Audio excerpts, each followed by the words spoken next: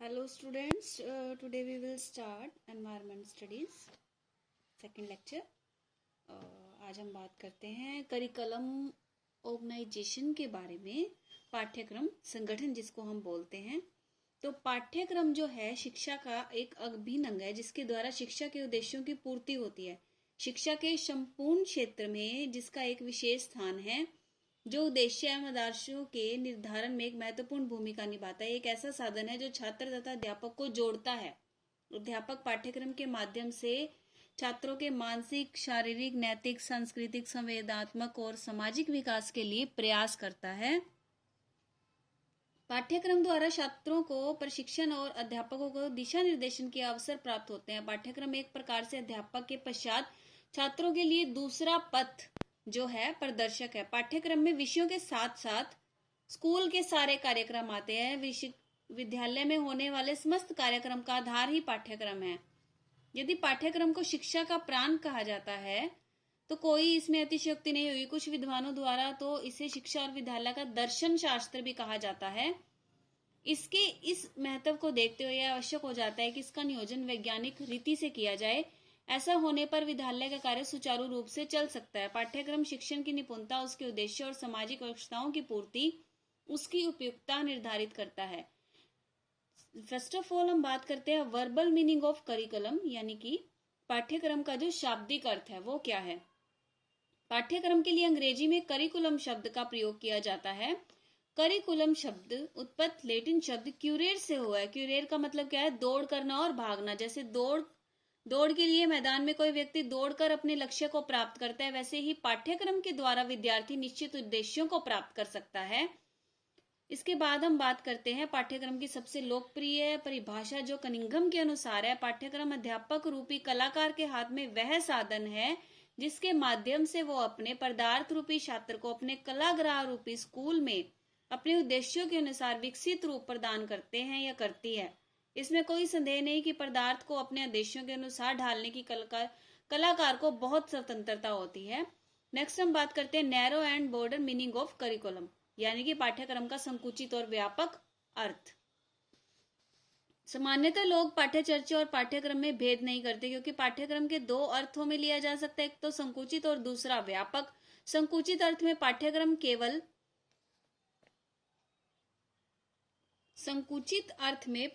केवल पाठ्यचर्चा से अधिक कुछ भी नहीं है। इस मत के अनुसार विभिन्न विषयों के अंतर्गत पढ़ाए जाने वाले विषयों के तथ्यों की सीमा और विस्तार निश्चित कर दिया जाता है, जिसमें सैद्धांतिक तत्व ज्ञान का स्वरूप होता है तथा जिसका निर्माण शिक्षाविद करते हैं।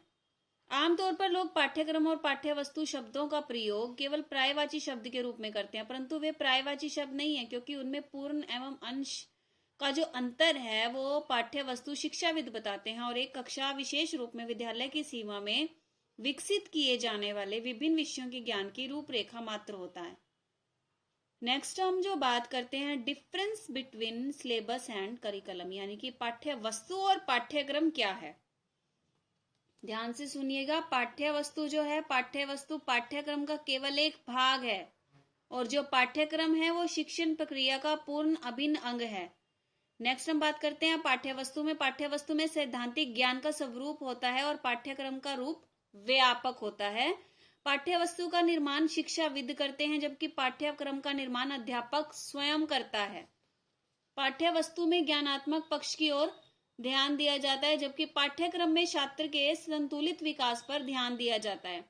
पाठ्यवस्तु में विषय से संबंधित क्रियाएं होती हैं और पाठ्यक्रम में ज्ञानात्मक, कौशलात्मक और भावात्मक सभी पक्षों से संबंधित क्रियाएं होती हैं। पाठ्यवस्तु का क्षेत्र सीमित होता है, जबकि पाठ्यक्रम का क्षेत्र व्यापक होता है। पाठ्यक्रम की जो पुरानी अवधारणा है, ओल्ड कंसेप्ट ऑफ करिकुलम में अगर हम देखें तो पुरानी धारणा में पाठ्यक्रम केवल पाठ्य वस्तु अध्ययन है। इस अवधारणा में पाठ्यक्रम बड़े संकुचित अर्थों में लिया जाता है। इसका अर्थ केवल तथ्यों का ज्ञान प्राप्त करना था जो भिन्न भिन्न विषय प्रदान करते थे। पाठ्यक्रम संक्षिप्त और मौखिक प्रकृति का प्रतीक था। इसका कारण यह था कि प्राचीन समय में शिक्षा का उद्देश्य बहुत अधिक सीमित था, इसलिए विद्यार्थियों को भाषाओं, सामाजिक विज्ञान और भौतिक विज्ञान आदि का मौखिक रूप से ज्ञान करा देना ही पाठ्यक्रम में शामिल था। पाठ्यक्रम की संकुचित धारणा को स्वीकार करते हुए कनिंघम महोदय ने भी कहा है कि पाठ्यक्रम कलाकार के हाथ में वह यंत्र और साधन है जिससे वह अपनी वस्तु को अपनी कला कक्ष में अपने आदर्शों के अनुसार बताता है। नेक्स्ट जो हम बात करते हैं पाठ्यक्रम की आधुनिक अवधारणा, न्यू कंसेप्ट ऑफ। अब न्यू कंसेप्ट क्या आता है? हमारा समाज जो है बहुत ज्यादा गतिशील है, वो सभी को पता है। इसमें निरंतर परिवर्तन आते ही रहते हैं। कई बार ये परिवर्तन निरंतरता के कारण हमें दिखाई नहीं देते और कई बार ये अचानक होने के कारण दिखाई देते हैं। जहां एक और समाज में परिवर्तनों की निरंतरता देखने में आ रही है, वहीं दूसरी ओर ज्ञान का विस्फोट भी हो रहा है। ऐसा अनुमान है कि जितनी ज्ञान में वृद्धि पिछले 20 वर्षों में हुई है, उससे अधिक 2000 वर्षों में भी नहीं हुई होगी, क्योंकि ज्ञान के इस विस्फोट के कारण पुराना ज्ञान असंगत लगता है और गलत सिद्ध होता जा रहा है। ज्ञान विस्फोट होने के कारण इनमें से विद्यार्थियों की आवश्यकता, रुचियों और रुझानों के अनुसार जो चुनाव करने की आवश्यकता है वह निश्चित करना है, क्योंकि ज्ञान विद्यार्थियों को कैसे प्रदान किया जाए, यह सब हम जानते हैं कि आज के बालक को इस परिवर्तनशील समाज की आवश्यकताओं से जूझना है। सभी को है वो तो, इसलिए हमें उस ज्ञान एवं कौशलों के पुनः अवलोकन करना होगा। बालकों को हम सिखाना चाहते हैं जो उद्देश्यों की पूर्ति के लिए होता है। इसलिए नए पाठ्यक्रम में बालकों की आवश्यकताओं को, रुचियों को, प्रवृत्तियों को ध्यान में रखना पड़ता है और जो की क्रियाओं में शामिल किया जाता है। पाठ्यक्रम की जो सबसे पहले हम बात करते हैं, अब नेक्स्ट जो हम बात करते हैं पाठ्यक्रम का विकास यानी कि करिकुलम डेवलपमेंट। पाठ्यक्रम विकास का अर्थ एक ऐसी निरंतर चलने वाली प्रक्रिया है जो कभी समाप्त नहीं होती है। प्रक्रिया कहाँ से आरंभ हुई, इसकी भी हमें सही जानकारी नहीं है, क्योंकि शिक्षण से संबंधित आवश्यकताओं की जानकारी छात्रों को उपलब्धियों के द्वारा प्राप्त हो सकती है, जिनको शिक्षक प्राप्त करने का प्रयास करता है। प्रशिक्षण के माध्यम से यह भी जानकारी प्राप्त हो जाती है कि किस सीमा तक उद्देश्यों की प्राप्ति होती है। सबसे पहले हम जो बात करते हैं टीचिंग एम्स की, शिक्षण के उद्देश्य क्या हैं। सभी साधनों का प्रयोग उद्देश्यों की प्राप्ति के लिए किया जाता है। पाठ्यक्रम एक साधन है जो उद्देश्यों को पूर्ति करने की दृष्टि है। नेक्स्ट हम बात करते हैं शिक्षण विधि तथा पाठ्यवस्तु। अब टीचिंग मेथड एंड सिलेबस। छात्रों में अपेक्षित व्यवहार परिवर्तन के लिए अधिगम परिस्थितियों तथा अवसर शिक्षण विधियों एवं पाठ्यवस्तु की सहायता से उत्पन्न किए जाते हैं ताकि संबंधित उद्देश्य प्राप्त किए जा सके। नेक्स्ट है प्रशिक्षण से संबंधित प्रक्रिया। अब टेस्टिंग और प्रोसीडियर। अब इसमें क्या है कि इसके द्वारा सुनिश्चित किया जाता है कि शिक्षण विधि और पाठ्यवस्तु की किस सीमा तक उद्देश्यों को प्राप्त किया जा सकता है। और जो फोर्थ पॉइंट आता है वो हमारा आता है फीडबैक, पृष्ठपोषण। परीक्षण को प्राप्त करना, अर्थ प्रदान करना शिक्षक और छात्रों को पृष्ठपोषण प्रदान करता है, जो कि सुधार के लिए एक दिशा मिलती है। लास्ट जो हम बात करते हैं need and importance of curriculum. पाठ्यक्रम की जो आवश्यकता है और उसका महत्व है। शिक्षक क्यों है, उसका संबंध उद्देश्यों से होता है। वाई ऑफ एजुकेशन, एजुकेशन शिक्षा है क्यों। हाउ ऑफ एजुकेशन, शिक्षा है क्या, कैसे है। और व्हाट ऑफ एजुकेशन, शिक्षा है क्या। ठीक है ना, क्योंकि शिक्षा कैसे का संबंध शिक्षण विधियों से तथा शिक्षण का जो क्या का संबंध है वो पाठ्यक्रम से है। इस प्रकार कहा जा सकता है कि शिक्षक को उद्देश्यों को प्राप्त करने में, शिक्षण विधियों का चयन करने और लागू करने के लिए पाठ्यक्रम की एक आवश्यकता होती है, नीड होती है। फर्स्ट ऑफ ऑल हम बात करते हैं शिक्षा की प्रक्रिया का व्यवस्थित होना। एजुकेशनल प्रोसेस बिकम्स ऑर्गेनाइज्ड, यानी कि पाठ्यक्रम एक ऐसा लेखा जोखा है जिसमें यह स्पष्ट किया जा सकता है कि शिक्षा के किस स्तर पर, जैसे पूर्व प्राथमिक और माध्यमिक और विद्यालयों में किन पाठ्य विषयों को कितना ज्ञान, किन प्रक्रियाओं में कितनी दक्षता का विकास किया जाता है। नेक्स्ट हम बात करते हैं शिक्षा का स्तर समान रहना। Maintenance uniform standards of education. निश्चित पाठ्यक्रम से पूरे समाज की शिक्षा का स्तर समान रहता है, जिसके परिणाम स्वरूप हमें शिक्षा में सुधार की सही दिशा प्राप्त होती है। अनिश्चित पाठ्यक्रम की स्थिति में हम शिक्षा के स्तर के उठने तथा गिरने के कारणों के कारण पता नहीं लगा सकते कि इसमें क्या सुधार किया जाना और क्या नहीं। नेक्स्ट हम बात करते हैं उद्देश्यों की प्राप्ति संभव होती है। Realisation of objectives becomes feasible, यानी कि पाठ्यक्रम का निर्माण उद्देश्यों की प्राप्ति के लिए किया जाता है। यदि पाठ्यक्रम को सुचारू रूप से किया जाता है तो शिक्षा के उद्देश्यों की प्राप्ति होती है। इस संदर्भ में हमें यह जान लेना चाहिए कि यदि कोई निश्चित पाठ्यक्रम में, तो हम यह नहीं जान पाते कि ज्ञान और किन क्रियाओं से हमें उद्देश्यों की प्राप्ति हो सकती है। नेक्स्ट जो हम बात करते हैं समय और शक्ति का सदुपयोग करना, use of time and energy.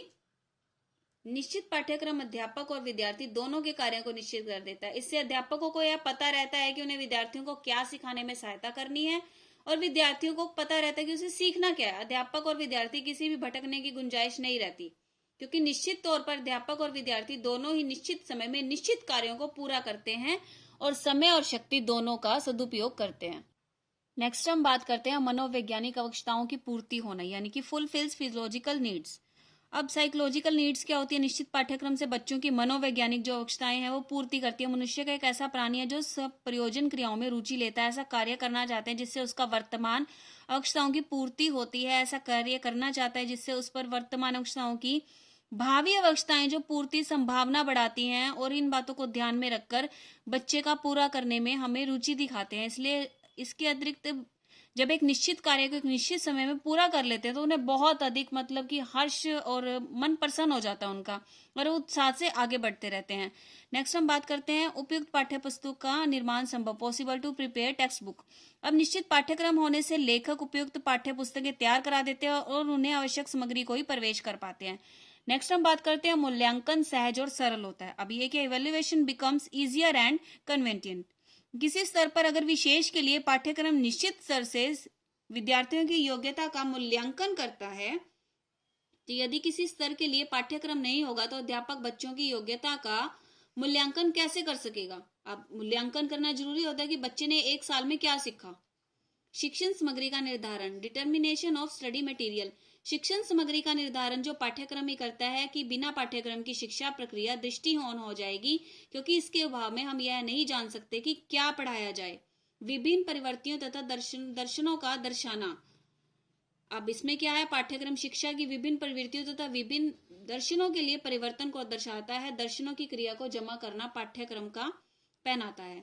Last जो हम बात करते हैं selection of methods of teaching, यानी कि शिक्षण विधियों का चुनाव। उचित शिक्षण विधि का ज्ञान शिक्षण के लिए बहुत आवश्यक है। पाठ्यक्रम के अभाव में नहीं जाना जा सकता कि विषय वस्तु कैसी पढ़ाई जाए और शिक्षण विधियों का प्रयोग क्या करें। इस विवेचन के आधार पर हमें यही कहा जा सकता है कि पाठ्यक्रम ना तो कोई शिक्षा है, ना ही शिक्षण कार्य संपन्न किया जा सकता है, क्योंकि पाठ्यक्रम के द्वारा विद्यालय का कार्य संगठित और संतुलित रूप से चलता है। इसलिए विद्यार्थी और सफल अध्यापक दोनों के पठन पाठन की योजना पूरी तरह से पाठ्यक्रम पर आधारित होती है। बिना पाठ्यक्रम के इसकी कल्पना नहीं की जा सकती। Hence, have a nice day.